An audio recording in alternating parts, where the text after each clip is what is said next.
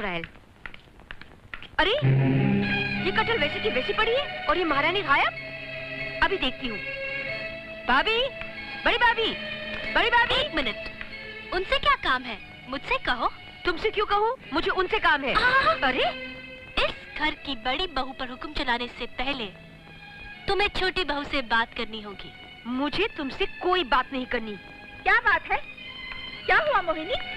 माँ देखो ना, मेरे देवर जी मेरे घर आए हैं। तुम्हें तो मालूम है ना कि उन्हें कटहल खाने का कितना शौक है। हाँ। माँ मैं कुछ कटहल लाई थी और बड़ी भाभी के पास काटने के लिए दे गई थी, लेकिन उनकी हिम्मत देखो, सारी की सारी कटहल वहीं पड़ी है। कटहल काटना छोड़कर महारानी अपने कमरे में आराम फरमा रही है। मगर बड़ी बहू ने कटहल क्यों नहीं काटा? बड़ी भाभी को कटहल काटने से मैंने रोका है। तुमने मना किया है? जी हाँ, मैंने मना किया है।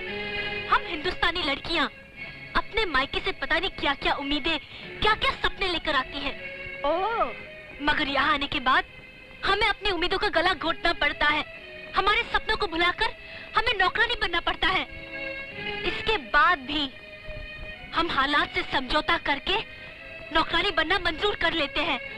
मगर माँ जी, अगर बाहर वाले आकर हमारे साथ नौकरानियों जैसा बर्ताव करे तो हमें यह हरगिज़ मंजूर नहीं होगा।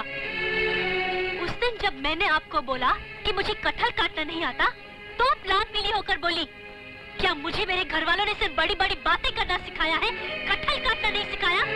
आज मैं आपसे पूछती हूँ माँ जी, क्या सिखाया आपने अपनी बेटी को? सिर्फ झगड़ा करना? सुन लो माँ, सुन लो। तुम सुनो श्रीमती मोहिनी जी, अगर तुम्हें अपने देवर को कटहल खिलाने का इतना ही शौक है तो अपनी माँ से कहो कि तुम्हें कटहल काटना सिखा दे। और अगर तुम्हारी माँ भी न जानती हो तो तुम मेरे पास आ जाओ। मैं तुम्हें कटहल साफ करना और काटना ऐसा सिखा दूंगी कि जिंदगी में दोबारा काटने का नाम नहीं लोगी।